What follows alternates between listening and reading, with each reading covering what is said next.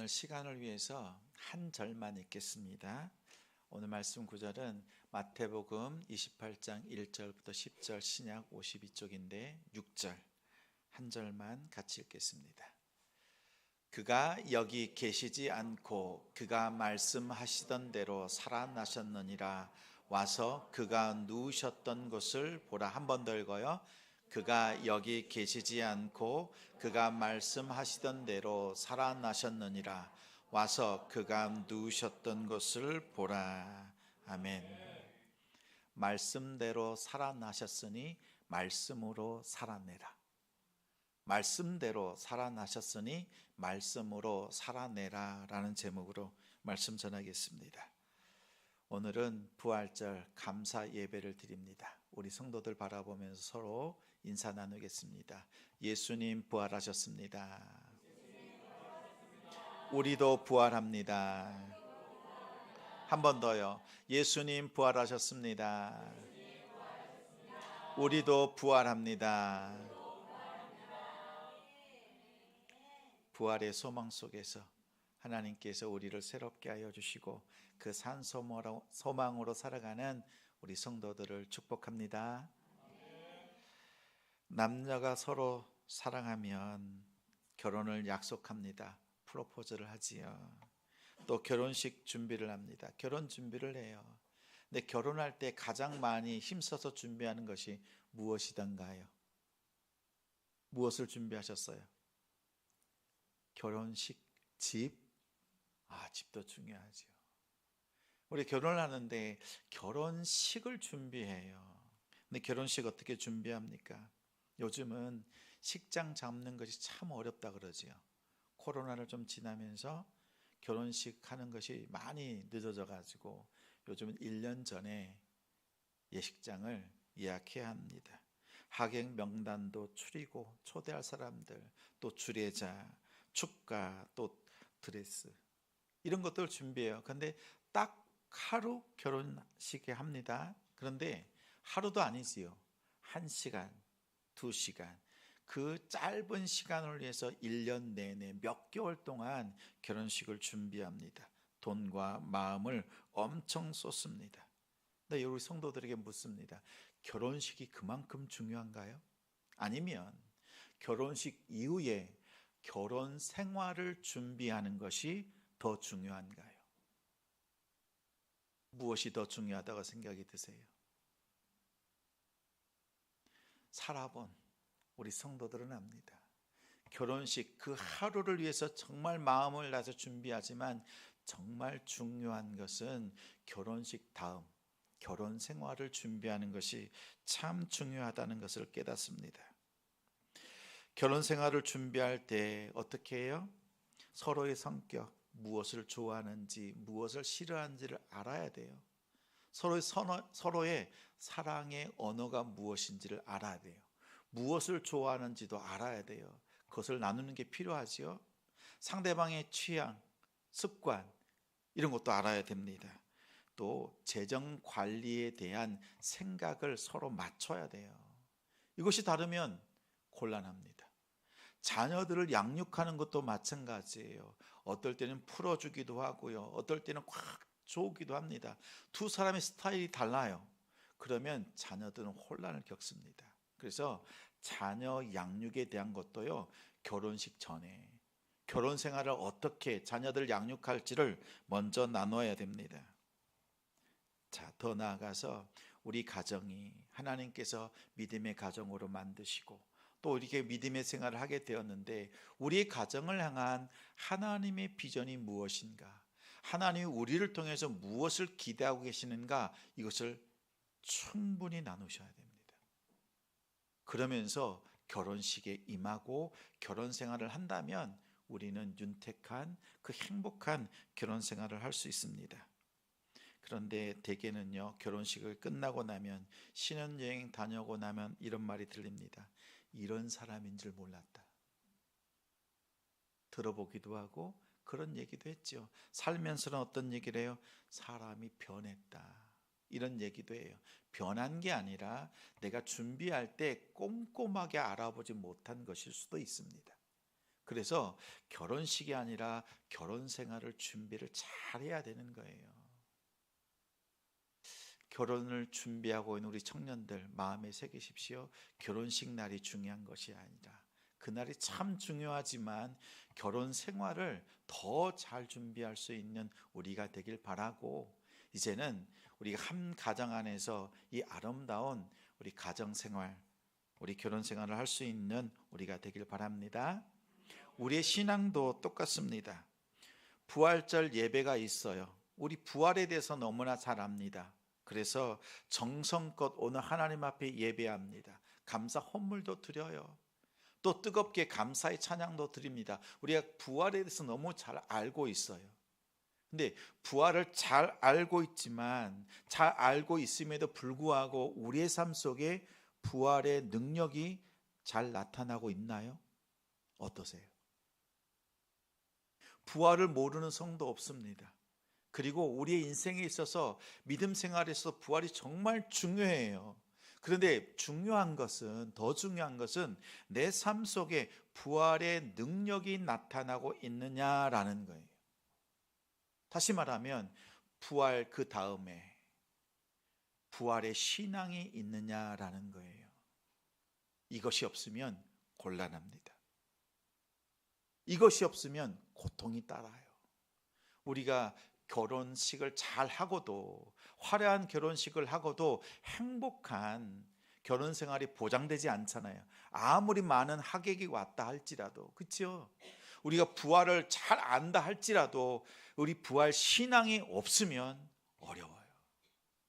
오늘 말씀 속에서 부활의 신앙이 무엇인가, 이것을 깨달아야 돼요. 부활의 신앙은요, 아는 것이 아닙니다. 살아내는 것이 부활 신앙입니다.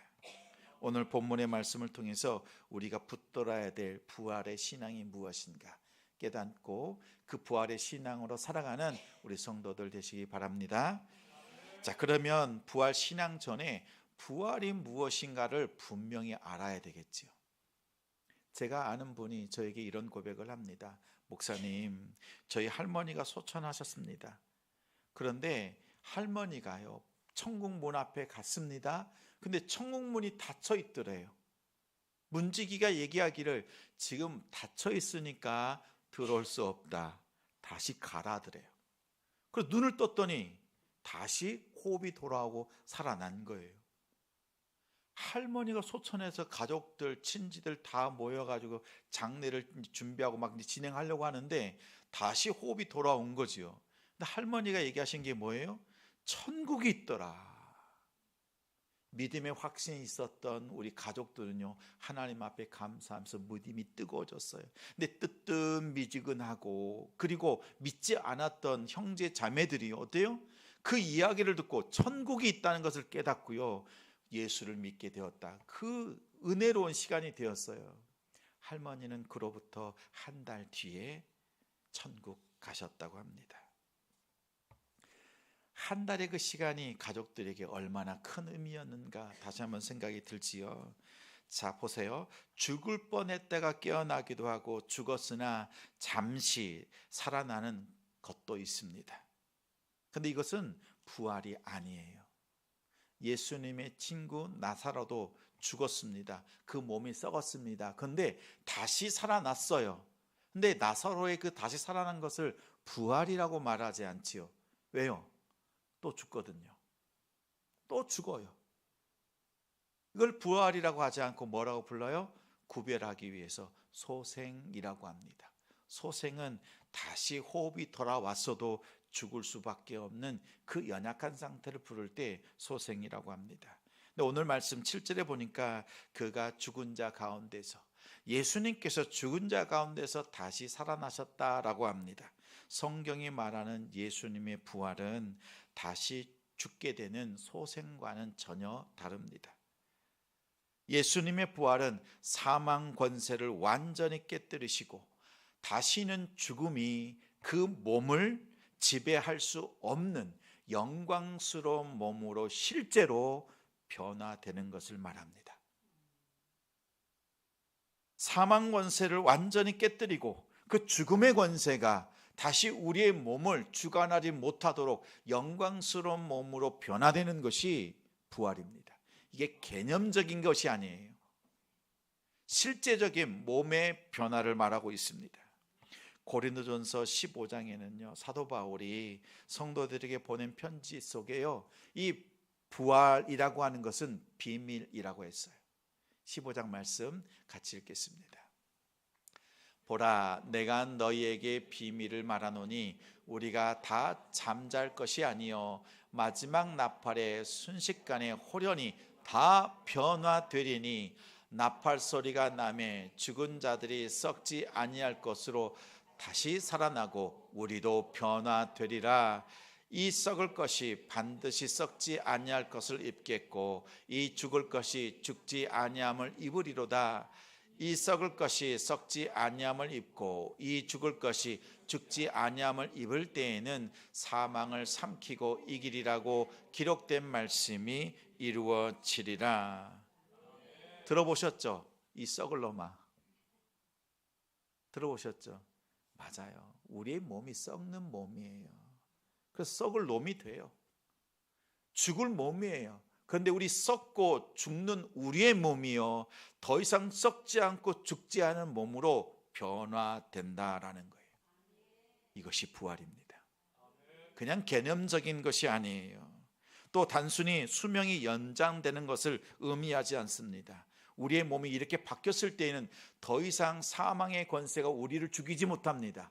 어떠한 죄로 인하여서도 우리의 몸을 죽이지 못합니다. 그래서 성경은 말하기를 우리가 사망을 삼켰다라고 해요. 예전에는 죄가 우리를 삼켰지만 이제는 예수 그리스도 안에서 우리가 사망을 삼키고 우리가 넉넉히 승리했다라고 말합니다. 여러분, 이것이 부활입니다. 예수님께서 그 첫 열매가 되셨습니다. 첫 열매라고 하는 것은 그 길을 활짝 열어 놓으셨다. 그리고 그 길을 따르는 자들에게 이 똑같은 부활의 열매 우리에게 더해 주신다라는 뜻이 있습니다. 하나님 앞에 드려진 첫 열매로서 우리가 하나님 앞에 같이 드려질 때 예수님의 부활이 나의 부활됨을 믿습니다. 우리 한 번 더 고백해요. 예수님 부활하셨습니다. 우리도 부활합니다. 예수님의 부활이 있기 때문에 우리의 인생이요, 힘들고 어렵고 깨어지고 넘어지지만 우리의 결국은 허무한 인생이 아닙니다. 부활로 하나님 앞에 나아가는 영광이 기다리고 있다는 사실을 꼭 기억하는 성도가 됩시다. 자, 그러면 부활이 있는데, 부활 많이 들었어요. 다시 살아나는 거예요. 그런데 그 부활이 어떻게 일어나느냐라는 거예요. 언제 일어나느냐? 두 번의 사건이 있습니다. 첫 번째는 현재의 부활과 두 번째는 미래적인 소망의 부활이 있습니다. 미래의 부활이 있어요. 자, 첫 번째는 언제 부활하냐면 내가 예수 그리스도를 영접했을 때 우리의 영혼은 이미 부활했습니다. 다시 한번 말씀드려요. 예수 그리스도를 내 안에 영접했을 때 우리의 영혼은 이미 부활한 겁니다. 그래서 현재적인 부활인 거예요. 이것에 대해서 에베소서 2장 1절과 5절은 분명하게 선언하고 있습니다. 같이 읽겠습니다. 그는 허물과 죄로 죽었던 너희를 살리셨도다. 허물로 죽은 우리를 그리스도와 함께 살리셨고 너희는 은혜로 구원을 받은 것이라. 여기서 너희라고 하는 것은 우리의 영혼을 말합니다. 근데 우리의 영혼이 죽을 뻔하다가 구원받은 것이 아니다. 이미 죽었다라고 합니다. 죽은 우리 영혼이에요. 예수님을 영접하기 전에는 우리는 죽어있던 영혼입니다. 그런데 우리가 예수님을 영접할 때 그 순간 하나님이 우리의 영혼의 코에 그 생기를 불어넣으십니다. 우리의 영혼을 살려내시는 거예요. 우리의 육체는 그대로 있지만 우리의 영은 새롭게 변화됩니다. 그래서 뭐라고 그래요? 거듭났다라고 해요. 내 속사람이 변화되는 거예요. 내 영혼이 거듭나는 것입니다. 영적인 부활입니다. 근데 영적인 부활은 나중에 부활이 아니라 지금 여기에서 내가 예수님을 영접할 때 일어나는 현재적인 부활인 겁니다. 이 말씀에 대해서 요한복음 5장 24절에 더 확신을 주는 말씀이 있습니다. 우리 5장 말씀 같이 읽겠습니다. 내가 진실로 진실로 너희에게 이르노니 내 말을 듣고 또 나 보내신 이를 믿는 자는 영생을 얻었고 심판에 이르지 아니하나니 사망에서 생명으로 옮겼느니라. 믿는 자 요 단어에다가요 자기 이름을 넣어서 다시 한번 읽겠습니다. 믿는 누구누구는 이렇게 하시면 돼요. 시작.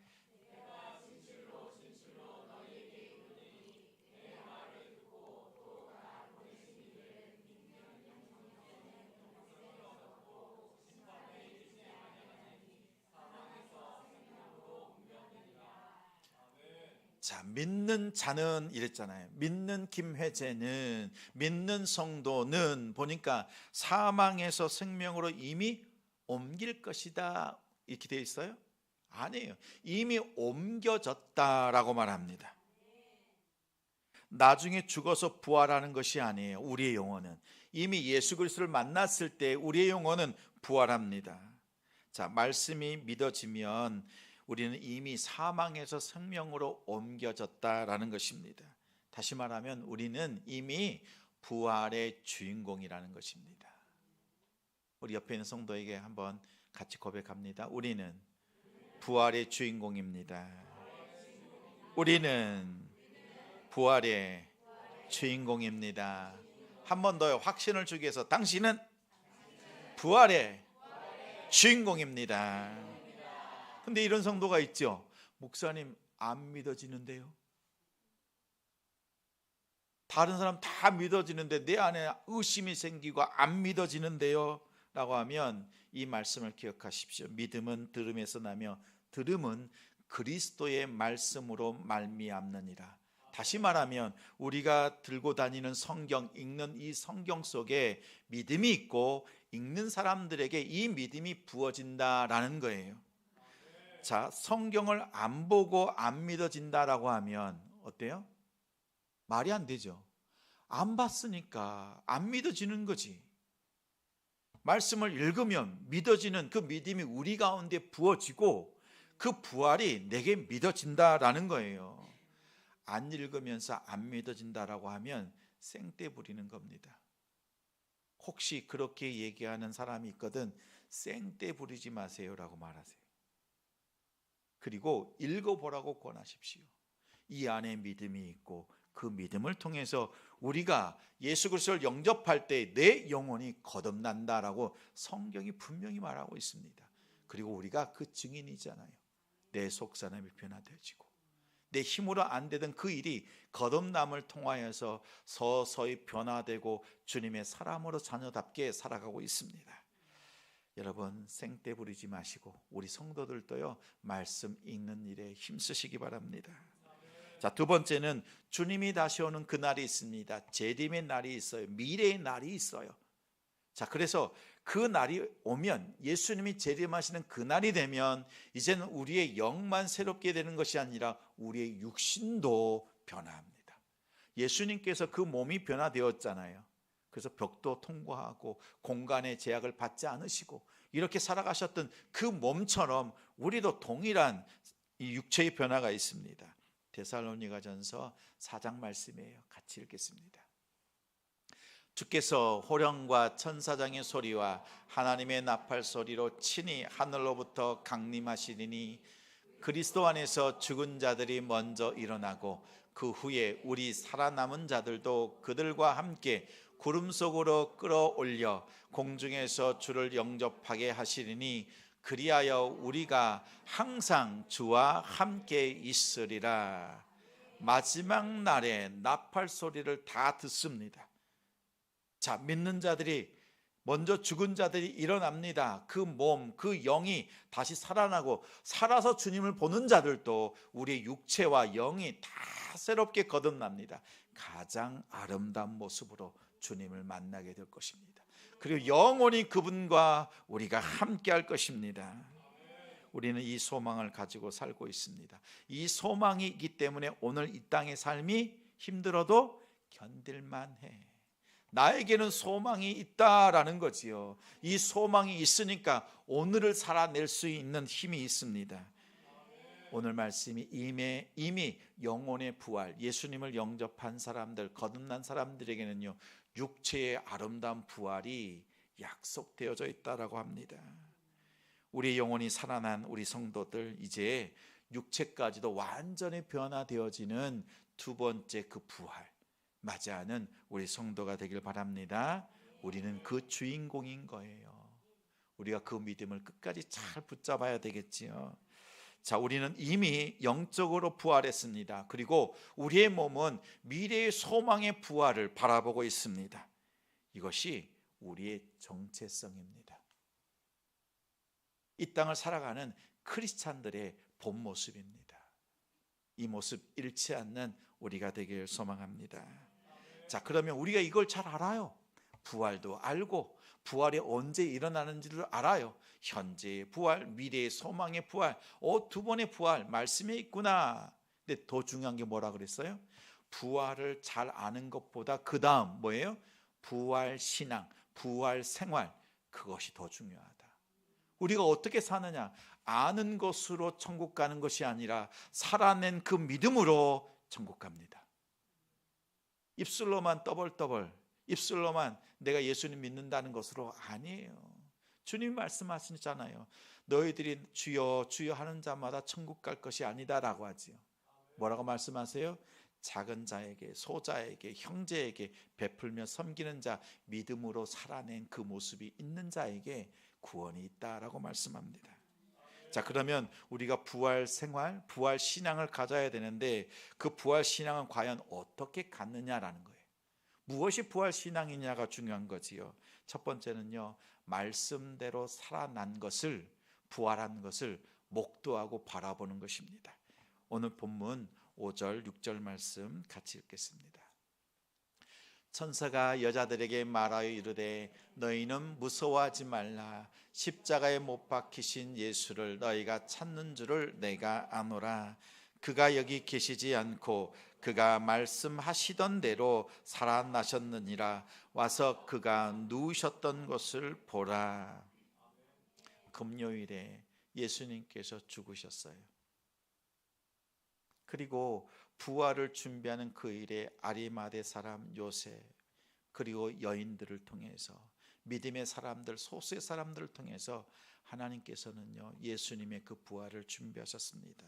그리고 안식 후 첫날, 주일 아침입니다. 일요일 아침이에요. 아침에 막달라 마리아와 다른 마리아가 무덤으로 갑니다. 가서 돌문을 굴려내고 예수님의 시체를 보고자 했어요. 향유를 바르려고 했습니다. 그런데 가보니까 천사가 나타납니다. 천사가 하는 말이요, 보라라고 해요. 여인들은 보러 갔어요. 그랬더니 천사가 하는 말이 뭐라고요? 보라라고 해요. 여인들은 예수님의 죽음의 현장을 보고자 했어요. 시체를 만지고자 했어요. 근데 천사가 말하기를 보라라고 하면서 예수께서 말씀하신 대로 살아나셨느니라 라고 합니다. 이 말씀을 듣고 이 여인들이 놀라고 어찌할 줄을 모릅니다. 세상 사람들은 빈 무덤을 보면 뭐라 그래요? 성경에 보니까 뭐라고 말하고 있어요? 야, 예수님이 부활한 게 아니라 예수님의 시체를 숨겨놓고 부활했다고 뻥치는 거지, 거짓말하는 거지라고 있어요. 야, 빈 무덤 속에 무슨 변화가 있어? 몸이 바뀐다고, 영혼이 바뀐다고, 그런 일 없다. 믿질 않습니다. 근데 여인들이 딱 바라본 그 빈 무덤 뭐예요? 정말 무덤이 비었어요. 세마포가 겹겹이 개워져 있습니다. 예수님이 보이지 않아요. 보면서 뭘 믿는 거예요? 예수님의 말씀, 천사가 주는 이 말씀이 생각나는 거예요. 왜냐하면 예수님께서 십자가에 달려 죽으시기 전에 사흘 만에 부활하시겠다, 그 말씀이 믿어지는 거지요. 세상 사람들은 빈 무덤 보면 안 믿습니다. 거짓말이라고 합니다. 변화가 없던, 아무 변화가 없는 곳이라고 해요. 근데 우리는 그 빈 무덤을 바라보면서 뭘 붙잡아요? 부활의 약속된 말씀을 붙잡는 거예요. 말씀을 꽉 붙잡잖아요. 그럼 어떻게? 그 마음이 뜨거워져요. 그 안이 뜨거워지고 그 말씀이 나의 삶을 바꾸고 하나님 앞에 두려움으로 서는 겁니다. 여기서 두려움은 무서워하는 것이 아니라 경외하는 마음. 내 현장에, 내 삶 속에, 내 눈앞에서 하나님의 약속의 말씀이 성취된 것을 보면서 두려운 거예요. 야, 나의 하나님 되시는구나. 그래서 기쁨으로 그 자리를 다름질하는 것입니다. 부활의 신앙은 눈을 들어서 말씀의 역사가 있는 현장을 보는 거예요. 근데 세상 사람들이 볼 때는 아무 변화 없는 빈 무덤이지만 나의 눈에는, 우리의 눈에는 예수님께서 변화되신 그 현장으로 믿어지는 겁니다. 여러분, 이것이 부활 신앙입니다. 주님께서는 약속하신 대로 부활하셨습니다. 주님은 또 주님의 약속의 말씀은 꼭 성취됩니다. 우리 앞서서 읽은 말씀 속에도 말씀하는 거죠. 내가 너희를 떠나지 않겠다. 누구의 말씀이에요? 예수님의 말씀입니다. 세상 끝날까지 너희와 항상 함께 있겠다. 누구의 말씀이에요? 감당하지 못할 시험당함을 허락지 아니하시는 분도 누구예요? 예수님이에요. 여러분, 이 부활의 약속의 말씀뿐만 아니라 우리 주님의 모든 말씀이 약속의 말씀이에요. 근데 그 약속의 말씀을 붙잡으면 우리의 심령이 뜨거워지고 우리의 영이 살아나고, 그리고 그 말씀이 내 삶 속에 이루어지고 있음을 바라보면서 경외하는 마음으로 거듭난 삶을 살아낼 수가 있습니다. 주의 말씀 붙잡으십시오. 그러면 그 말씀은 여러분의 삶 속에 성취되어집니다. 이것을 바라보고 이 말씀을 붙잡는 것이 부활의 신앙이에요. 부활을 잘 알면서도 말씀을 붙잡지 않는 사람들이 있어요. 다른 곳에요. 우리 성도들은요, 이 말씀을 붙잡길 바랍니다. 그러면 그 말씀이 내 안에 이루어집니다. 자, 두 번째는 말씀으로 살아내는 것을 뜻합니다. 9절 10절 말씀 같이 읽어요. 예수께서 그들을 만나 이르시되 평안하냐 하시거늘 여자들이 나아가 그 발을 붙잡고 경배하니, 이는 예수께서 이르시되 무서워하지 말라, 가서 내 형제들에게 갈릴리로 가라 하라, 거기서 나를 보리라 하시니라. 주님께서 이 여자들에게 말씀합니다. 야, 빨리 가서 데리고 와. 빨리 여기로 데리고 와.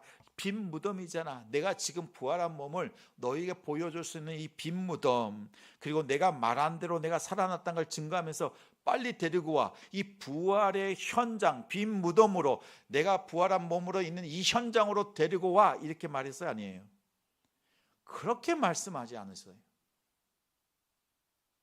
제가 만약 예수님이었다면 내 몸이 있고 부활의 현장으로 와라라고 말씀하셨을 것 같아요. 오늘 말씀해 보니까 놀랍게도 예수님께서는 그렇게 말씀하지 않습니다. 갈릴리로 가라. 갈릴리에서 내가 너희를 만나리라 말씀하세요. 갈릴리는 어떤 곳입니까? 또 왜 갈릴리로 가라고 하시는 거예요?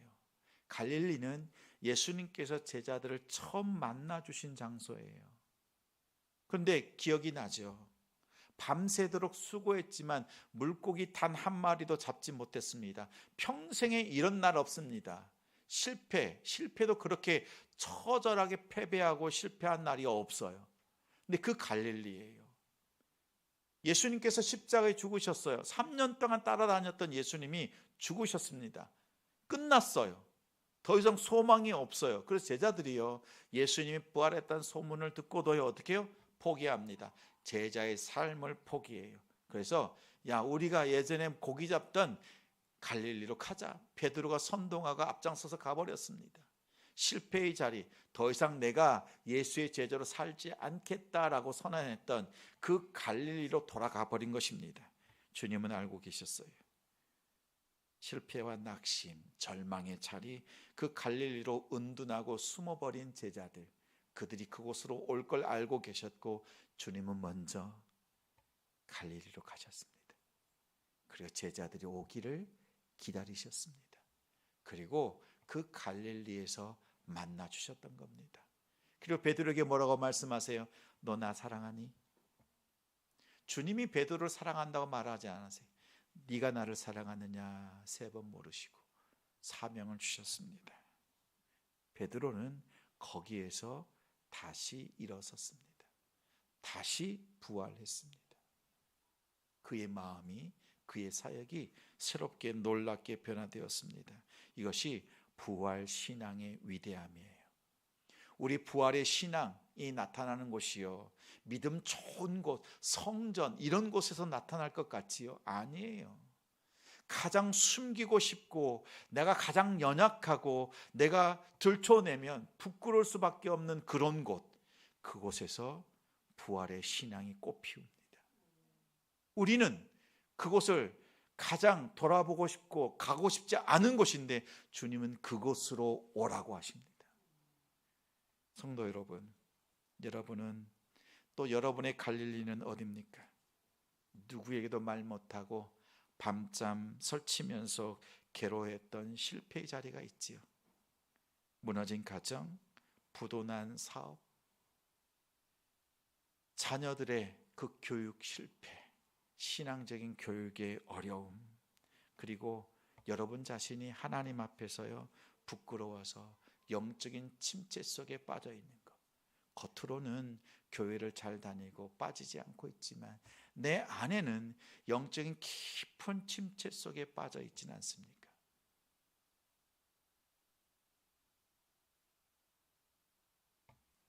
과거의 잘못, 부모로서의 실패, 또 도덕적인 실수와 죄악들, 영적으로 패배했던 그 자리가 나의 갈릴리입니다. 매일 반복되는 집안일들이 있지요. 일터 속에서 오는 스트레스, 늦은 퇴근, 늘 제자리인 경제적인 호주머니, 터진 웅덩이처럼 아무리 노력해도 쌓여지지 않습니다. 늘 부족함 밖에 없습니다. 그것이 우리의 갈릴리죠. 월요일 아침이 되면 출근하면 해야 될 일들이 많고 고단하고 힘이 듭니다. 가정 속에서 자녀들과 같이 지내는 것이 어렵습니다. 소통이 안 돼요. 말을 해도 때로는 아이들과 투닥투닥 다투기도 합니다. 더 심한 일도 일어납니다. 때로는 암이 재발했다, 사업이 부도났다, 자녀가 어긋난 길로 갔다, 내 인생이 끝났습니다. 몇 주 전에 한 가정의 아이의 소식을 들었어요. 목사님, 저희 아이가 자살을 시도합니다. 어떻게 합니까? 기도해 주십시오. 그래서 모니터 앞에 붙여놓고 매 시간마다 기도했어요. 엊그저께 연락이 왔어요. 목사님, 제가 퇴근해서 밤 늦은 시간 11시쯤 퇴근해서 집에 갔더니 그 딸아이가, 20살 딸아이가 기다리고 있었습니다. 놀라서 보니까 자기 방에서 수개월 동안 안 나왔대요. 그런데 거실로 나와서 기다리고 있는데 치킨 반반 시켜가지고 아빠 기다리고 있더랍니다. 그래서 수개월 전에 그 행복했던 그 이야기를 나누면서 시간을 보냈습니다 라는 내용이었어요. 여러분 보십시오. 이분이 얼마나 기도했는지 알아요? 해줄 수 있는 게 없어요. 기도밖에 없어요. 말씀밖에 없어요. 그래서 눈물로 기도하는 것이었습니다. 그 자리에 놀라운 변화가 있는 거예요. 뭐 해준 게 없어요. 그런데 딸아이의 그 마음이 소생되어지고 놀랍게 말씀 속에서 부활하는 그 은혜를 누린 거였어요. 아마도 그 집사님이요 섬기는 교회에서 오늘 온 가족과 함께 부활의 감사 예배를 드리고 있지 않을까 그렇게 생각합니다. 여러분, 우리의 가정 놀라운 변화 기대하시지요? 하나님이 일하십니다. 그러면 우리 믿음으로 살아내는 겁니다. 부활을 아는 것에 그치는 것이 아니라 내 삶 속에 부활의 신앙, 부활의 삶이 있어야 돼요. 그러면 말씀이 이루어지는 것을, 약속을 믿는 거예요. 그 약속을 우리가 경험하고 그 말씀을 가지고 이제 내 삶 속에 들어가는 거예요. 난 누구에도 보여주고 싶지 않고 수치스럽고 말할 수 없는 그곳입니다. 근데 주님은 나의 그 갈릴리로 오라고 하십니다. 뭐 하시는 거예요? 부끄러운 그 수치를 들춰내시려는 거예요? 지난날 그 죄악들을 들춰내시기 위해서 우리를 그 추악한 곳, 실패한 자로 부르시는 거예요? 아니에요. 주님은 우리에게 말씀하십니다. 너 나 사랑하니? 이거 하나 물어보세요. 그리고 해주시는 말씀이 평안하라 라는 말씀이에요. 부활의 신앙은 빈 무덤 앞에서, 성전에서, 교회에서 거룩하게 기도하는 것 아닙니다. 오히려 가장 추악한 그곳에 주님을 만나는 것입니다.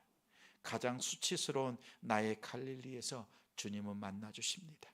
자존심이 무너진 자리, 관계가 깨어진 자리, 고통과 아픔의 자리, 그 자리에서 주님은 찾아오셔서 나의 주 되시고 나의 삶을, 내 영혼을, 내 몸을 완전히 바꿔놓으시는, 변화시켜 주시는 우리 주님이십니다. 그 주님께서 우리 성도들에게 이렇게 말씀하십니다. 다 괜찮다. 다시 시작하자. 내가 말씀대로 사망 권세를 이겼으니 너도 말씀으로 그 실패의 자리를 이겨내라. 내가 너와 함께 하겠다 말씀합니다. 그리고 주님께서 딱 한 말씀 덧붙여 주십니다. 평안하라. 내 안에서 평안하라.